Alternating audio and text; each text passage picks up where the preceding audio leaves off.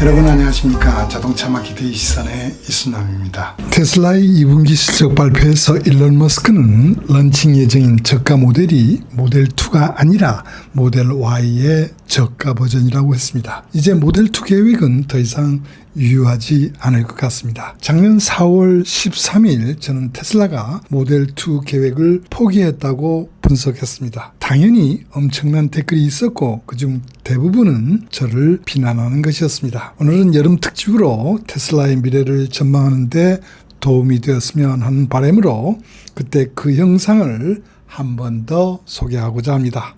자, 한번 보시죠. 25년 6월에 양산한다던 테슬라 모델 2 계획이 2달 반도 안 되어 폐기되었다는 보도가 있었습니다. 일론 머스크는 로이터가 다시 거짓말을 한다고 하면서도 모델 2 생산에 대한 명쾌한 답변 대신 8월 8일에 로봇택시를 공개한다고 했습니다. 모델 2 계획 폐기는 이제 어느 정도 사실로 받아들여지고 있는 분위기입니다. 이 시간에는 테슬라의 전략 변화를 불러온 요인이 무엇이었는지를 과거의 경험을 살려 테슬라가 내부 회의를 했던 시간으로 돌아가 재현해보고자 합니다. 레드우드란 프로젝트명으로 시작된 모델 2를 위하여 테슬라는 차세대 아키텍처인 NV9X를 개발했고 제조 원가를 반으로 줄일 수 있는 조립 혁신 기술인 언박스드 프로세스도 작년 발표했습니다. 또한 부품업체의 주당 10,000대의 생산 계획 기준으로 입찰에 참여하도록 했습니다. 이처럼 진전된 프로젝트가 갑자기 중단된 데에는 테슬라 내부에 급박한 상황 판단이 있었다고 보입니다. 일론 머스크는 일단 결정하면 개발 지옥, 자금 지옥, 생산 지옥 등을 겪으면서도 해법을 하나하나 찾으며 무조건 앞으로 나갔다는 점을 비추어 볼 때 이 판단은 이례적인 부분이었다고 생각할 수 있습니다. 치열한 내부 회의에서 중단하지 않으면 안 될 상황이 발생한 것으로 볼 수밖에 없습니다. 테슬라가 해결하지 못할 시장 상황 변화나 전기차 정책 변화 그리고 가장 중요한 수익성 확보 어려움 등이 있었다고 보입니다. 아마 회의 참석자는 일론 머스크와 CFO, CTO, 생산 책임자, 영업 담당 등이었을 것으로 예상할 수 있습니다. 회의 진행을 맡은 상품 기획 담당자는 회의 자료 첫 번째 장에서 시장 분석 내용을 소개했을 것입니다. 시장 상황 변화 내용은 이번 기아가 24년 CEO 인베스터 데이에서 발표한 장표의 내용과 크게 벗어나지 않았을 것입니다. 작년 4분기 BYD의 전기차 1위의 자리를 뺏겼다가 올 1분기 다시 찾았지만 판매 감소세는 계속되고 있다. 레거시 업체들은 전기차 전략을 수정하고 있고 중국 업체들은 계속되는 가격 할인 경쟁과 함께 해외 시장 수출을 확대하고 있다는 부분을 가장 먼저 말했을 것입니다. 이어서 영업 담당은 최대 이익원이었던 중국 시장에서 마켓 쉐어가 계속 감소하여 올해 1, 2월에는 6.6%까지 떨어졌고 2위 자리도 지리에 내주었다고 설명합니다. 여기에 미국 시장 마켓 쉐어도 50%가 붕괴했다는 내용과 함께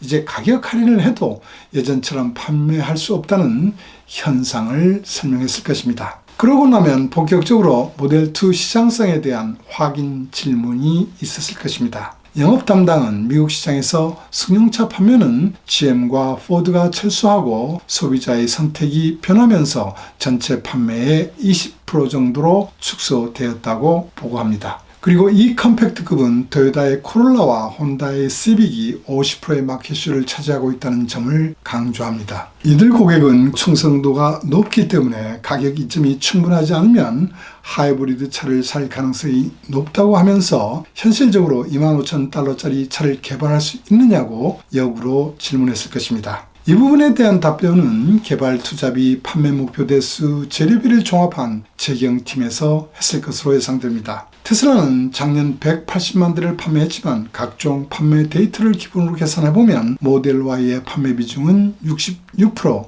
모델 3는 30%, 모델 S와 X의 합계는 4% 정도가 됩니다. 작년 테슬라 영업이익률 9.2%의 대부분은 모델 Y에서 나오고 있다고 보입니다. 과거 현대기아에서는 신차 상품 이익 목표로 소형차 5%부터 대형차 25%까지 사이즈별로 설정했습니다. 테슬라는 이보다는 더 크게 설정했을 것입니다만 작년 영업이익률은 그동안 가격 인하로 크게 낮아졌습니다. 모델 S와 X는 가격 인하가 되었지만 20% 정도 이상의 이익률이 예상됩니다. 모델 Y는 SUV라 모델 3보다 이익률이 더 높을 것입니다. 여러 다른 이익도 있지만 무시하고 시뮬레이션 해보면 모델 3의 현재 이익률은 대략 6% 이하라고 예측됩니다. 모델 2가 토요타의 코롤라와 경쟁하게 될 것으로 예상하면 모델 3는 캠리와 비교할 수 있습니다. 모델 3보다 약간 차체가 큰 캠리의 기본 트림 가격은 26,420달러로 모델 3와는 12,570달러 차이가 납니다. 이 차이는 가격 프리미엄이라고 할 수 있으며 테슬라 이익률의 원천이 되어 왔습니다.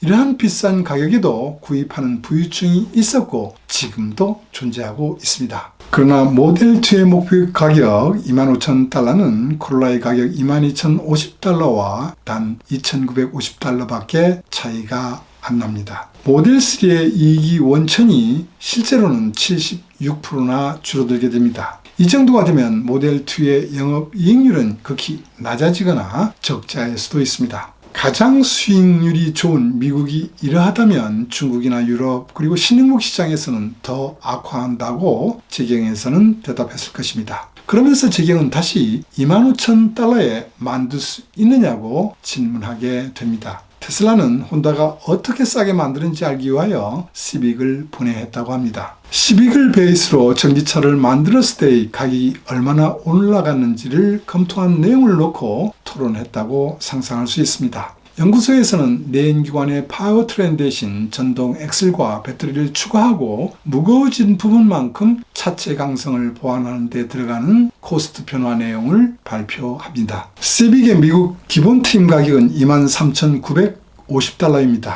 엔진, 트랜스미션, 보기류 등 부품의 총 코스트액은 대략 차량 가격의 25% 정도로 봅니다. 이 코스트는 약 5,990달러가 되는데 전기차로 하게 되면 빠지게 됩니다. 대신 이에 상당하는 전동 엑셀이 들어가는데 이 코스트는 대략 3,300불 정도라고 보고 있습니다. 여기에 배터리가 탑재되면서 추가 코스트가 발생하게 됩니다. 블룸버그 NEF가 발표한 배터리 팩 가격은 작년 킬로와트아워당 139달러였습니다. 이 코스트를 기준으로 하여 50kWh 용량의 팩을 탑재하게 되면 6,950달러가 추가됩니다. 앞에서 설명한 것처럼 차체의 강도와 강성을 높여야 하기 때문에 여기에 650달러의 코스트가 더 들어간다고 할 수 있습니다. 이처럼 빼지고 더해지는 부분을 다 해보면 4,910달러가 인상되어 모델 2의 가격은 28,860달러가 됩니다. 목표로 하는 25,000달러보다 3,860달러가 더 비싸집니다.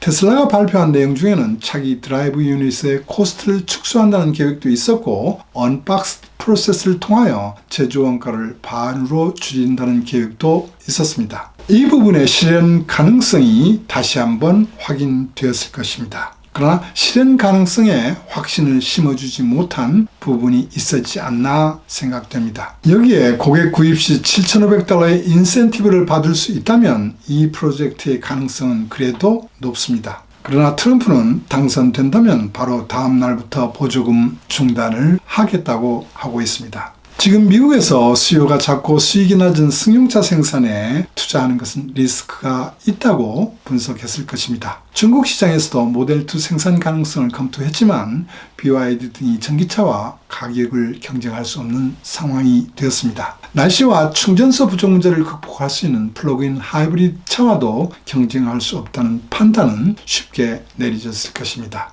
디지털 경험 부분이나 자율주행 기능에서 지금까지의 우위점도 중국 업체들이 맹렬히 따라오고 있어 계속 유지할 수 없다는 위기감도 표출되었을 것입니다. 또한 가격 할인으로 중고차 가격이 떨어지면서 프리미엄 이미지가 악화되는 문제를 마케팅에서는 제기했을 것입니다. 이러한 방식으로 깊게 토의되던 회의는 이제 결론을 내려야 했습니다. 대수를 늘려 이익은 없어도 매출을 올릴 것인지 아니면 새로운 수익원이 나오는 쪽으로 개발하면서 프리미엄 브랜드 지위를 유지할 것인지를 결정해야 했습니다. 아무래도 최종 결정자는 일론 머스크였기 때문에 일론 머스크가 이 프로젝트 운명을 결정했다고 보입니다. 이 프로젝트는 일론 머스크가 아니라 엔지니어들이 제안하여 추진되었던 것이었기 때문에 일론 머스크는 다른 프로젝트와는 달리 쉽게 중단을 할 수 있었다고 보입니다. 모델2에 대한 추진이 중단되면 가까운 미래에 테슬라의 상품 라인업에 새로운 차량이 추가되지 않을 위험이 생기고 이로 인해 향후 수년간 판매량과 가격에 지속적인 하향 압력이 가해질 수 있습니다.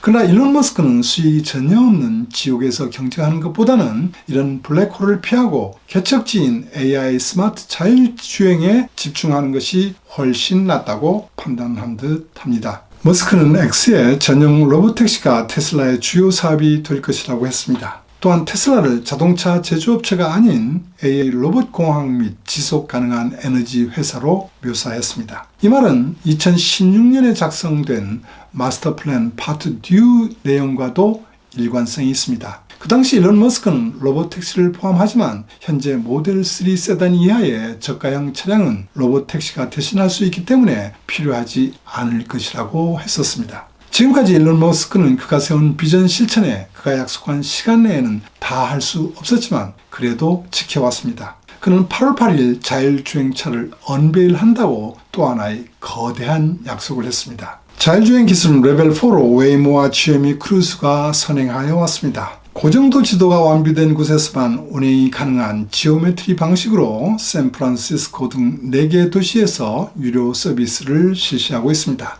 그러나 고정도 지도 제작에 돈이 많이 들고 시간도 오래 걸리는 문제에 더하여 라이다 센싱 부품의 높은 코스트 문제를 안고 있습니다. 반면 테슬라는 완전 자율운전을 목표로 카메라만으로 그동안 추진해왔던 인지 예측 판단 조작의 분할 시스템을 폐지했습니다. 그동안 대량의 데이터를 처리하는데 수십억 달러를 투자해왔고 사람이 하는 프로그램 설계를 대신하여 생성 AI가 주도하는 방식으로 혁신해왔습니다. 최근 발표된 버전은 많이 발전했지만 아직 완전치는 않습니다. 또한 법규 마련도 완전하게 안 된 상태입니다. 8월달까지 얼마 남지 않았는데 어떤 정도로 어떤 내용이 포함될지 매우 궁금합니다. 오늘은 여기까지입니다. 시청해 주셔서 감사합니다.